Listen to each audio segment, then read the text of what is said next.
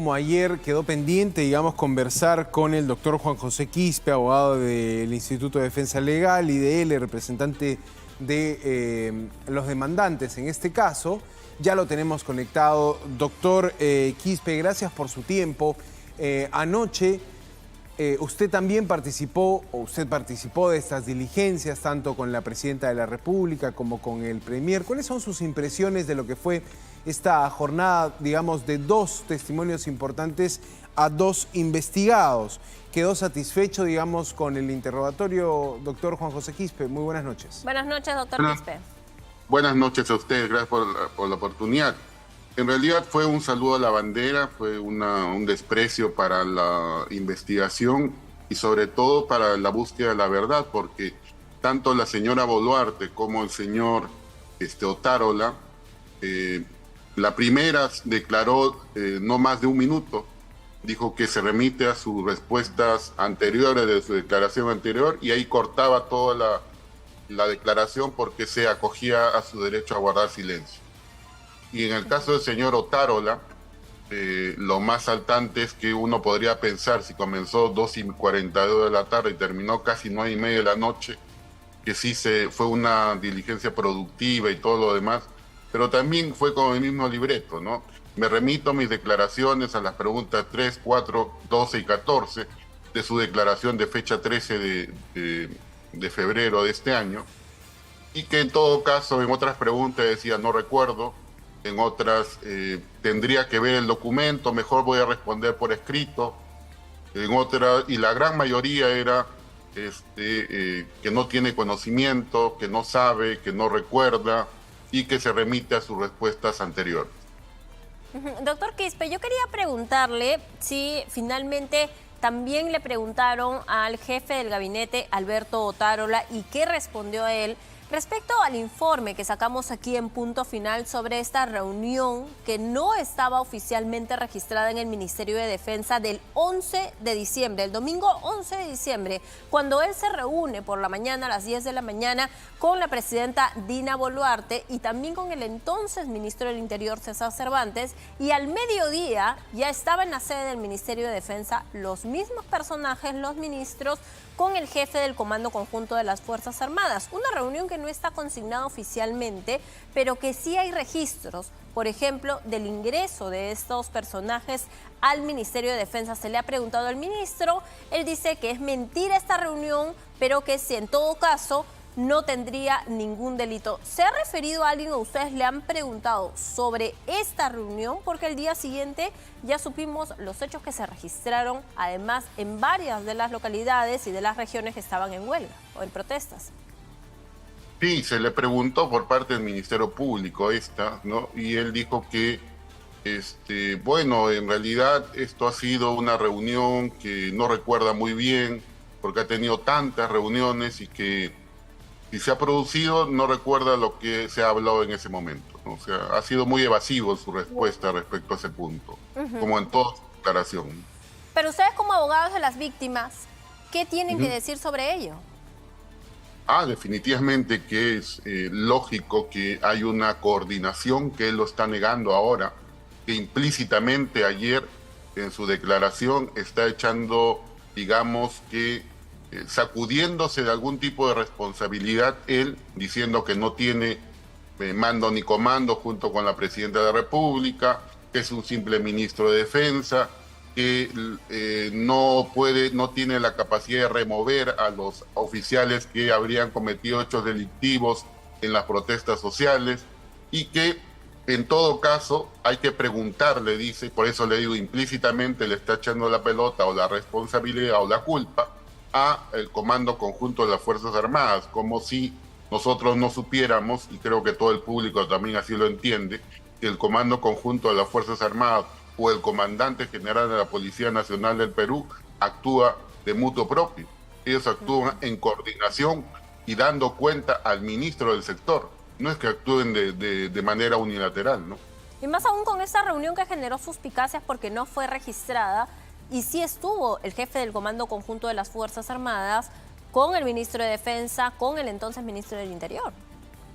Claro, él dice que estuvo reunido con su personal de confianza ¿no?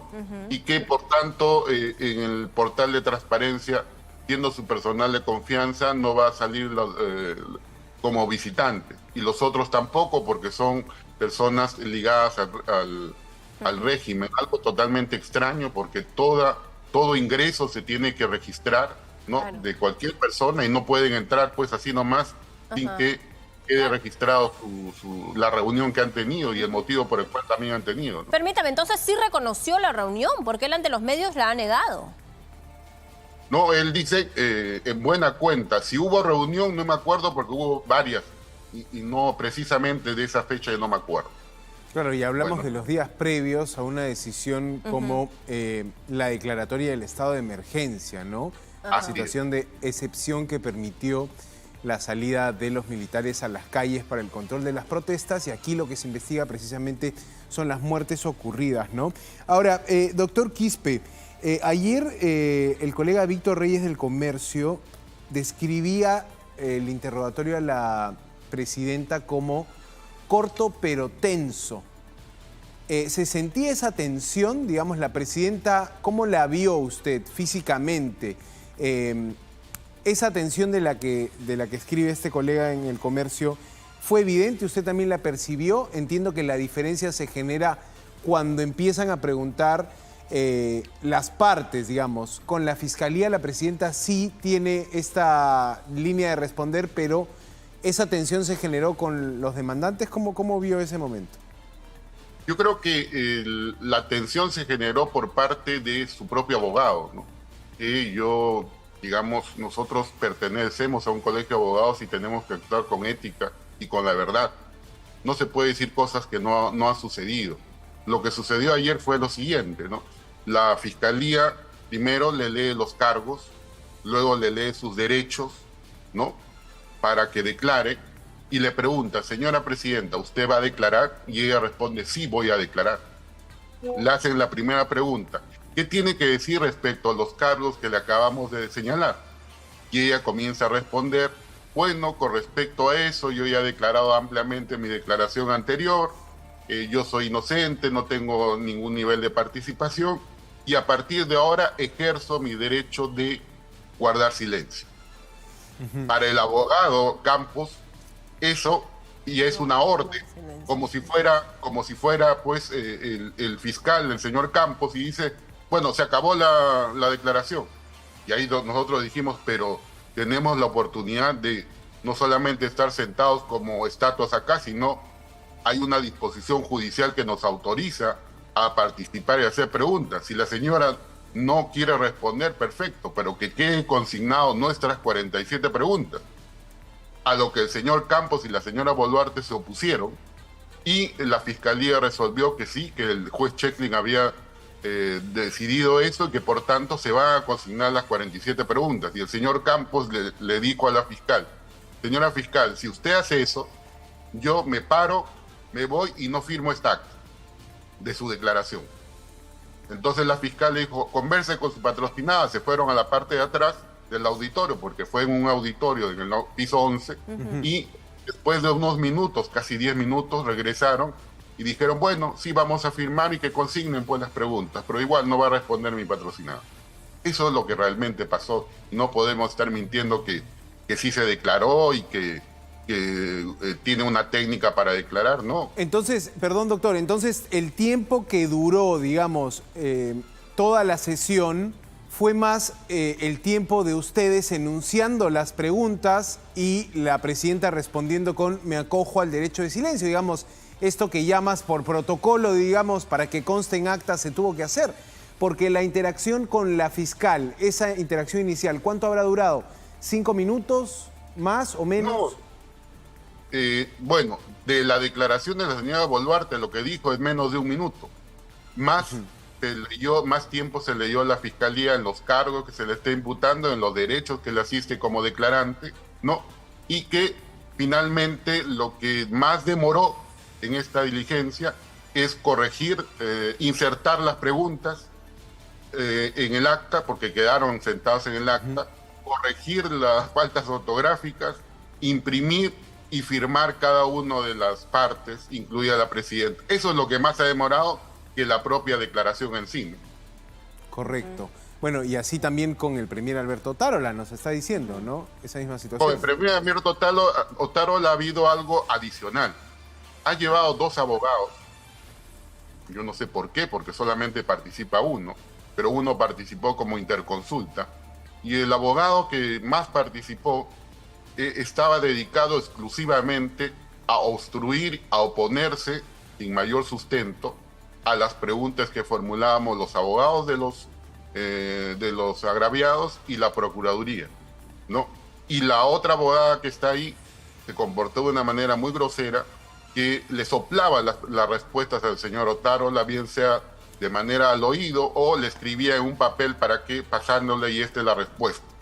Tan es así que hubo un momento en que la propia fiscal le dijo: una más, señores abogados, y los voto, le pido que el señor Otárola lo cambie de abogado, porque ya ustedes están pasando en la raya de lo que ha sucedido acá. El señor tiene que declarar, y es una persona que además de todo es abogado y conoce su derecho, y por tanto tiene que declarar él lo que recuerde, lo que sabe. ¿Por qué demoró tanto esa declaración? Porque cuando un abogado se opone a una pregunta, señores periodistas, se genera lo que se llama un debate, ¿no? Le corren traslado a por qué se opone a la pregunta, tiene que decir los fundamentos, le corren traslado al abogado que pregunta para que absuelva la oposición y finalmente la fiscal resuelve. Todo eso se tiene que consignar en acta. Entonces, eso es lo que ha generado también mucho retraso en toda la declaración, que ha durado bastante tiempo. Por esto es que al menos 6 horas o casi 6 horas estuvo el presidente del Consejo de Ministros en la Fiscalía. Sí, porque finalmente fueron alrededor de 90 preguntas, ¿no? Ajá. El señor Otárola va a decir, bueno, mire, sí he respondido a todas las partes, cuando es mentira. Responder es decir las cosas como son, responder a la pregunta concreta, no decir me remito a lo anterior, o decir no recuerdo, o no estuve presente, o no me compete, ¿no?